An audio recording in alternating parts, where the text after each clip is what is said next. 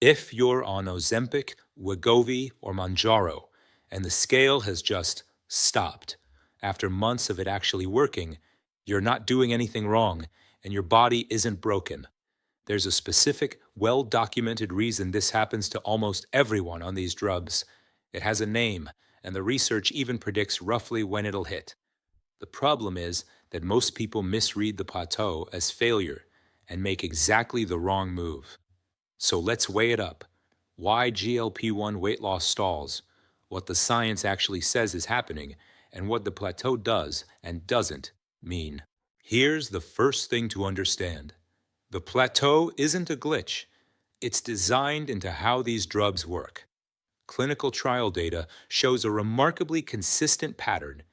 A modest response in the first month or two, a steeper drop from months 2 through 6, and then a plateau that in the big trials arrives somewhere around week 60 to 72.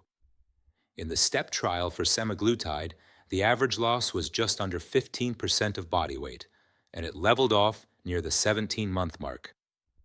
For tirzepatide in SURMOUNT-1, the numbers were higher, but the curve shape was the same. Fast, then slower, then flat. So, if you've plateaued, you haven't fallen off the trial results. You followed them almost exactly. Now, the part almost no one explains properly. Why does it flatten at all? The answer is something researchers call metabolic adaptation, and there's a genuinely elegant bit of biology underneath it. When you lose weight, your body fights back. It gets hungrier, and it burns slightly fewer calories, a feedback system that in normal dieting drags people back toward their starting weight. That's why most diets fail. What makes GLP-1 drugs different is that they weaken that appetite feedback loop. A validated energy balance model found these drugs blunt the get hungrier signal, which is exactly why you lose weight for so much longer than you would by dieting alone. But weaken isn't switch off. Over time, your body adjusts to the medication, the appetite signal slowly creeps back, and your now lighter body simply needs fewer calories to run. Eventually, the calories you eat and the calories you burn reach a new balance. That meeting point is your plateau. It's not failure, it's your body reaching a new equilibrium. It helps to think of the journey in 3 phases, because knowing which one you're in tells you whether to worry. Phase 1, the ramp, roughly the first 2 months. Loss is modest, often frustratingly slow, because you're usually still on starter amounts. Many people quit here, which the research flags as the real mistake. They leave before the drug is doing its main work. Phase 2, the steep stretch, months 2 to 6. This is the dramatic part of the curve, the period from which the before and after photos come. Phase 3, the plateau, somewhere past the half-year to 18-month range. The curve flattens. This is normal, it's expected, and it is not a sign the drug stopped working. Your body is maintaining a substantial loss it's now defending. Knowing you're in phase 3, not failing, is the whole point.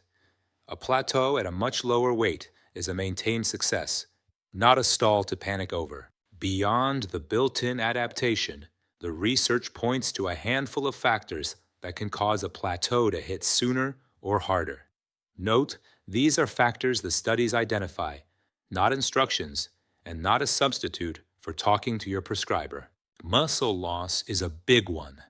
Losing weight quickly without enough protein or any resistance training means some of what you've lost is muscle. And muscle is the tissue that keeps your calorie burn up. Lose it, and your plateau arrives earlier.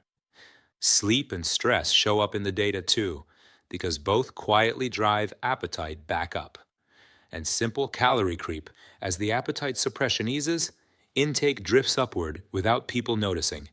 You'll spot that these are the same fundamentals as in the outside world: protein, strength training, sleep. The medication changes the appetite mass.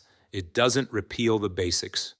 So here's the counter-narrative this whole video is built around. The instinctive reaction to a plateau is to assume the drug failed and either quit it or demand more. But the research frames the plateau as the body's newly defended set point.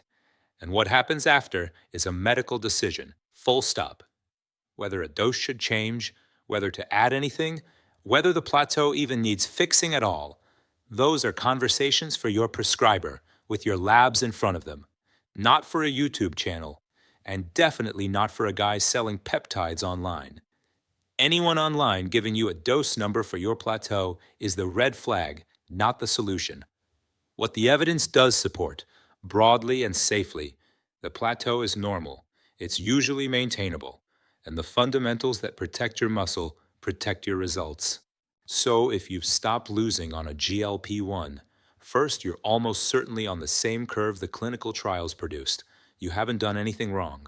Second, the flattening is a metabolic adaptation reaching a new balance point, not the drug quitting. Third, the plateau is a maintained loss to be defended, not a failure to be panicked over. And fourth, what to actually do about it is a conversation with a licensed provider, because that's where the line is, and we don't cross it. We're weighing it up. We read the trials so you don't misread the scale.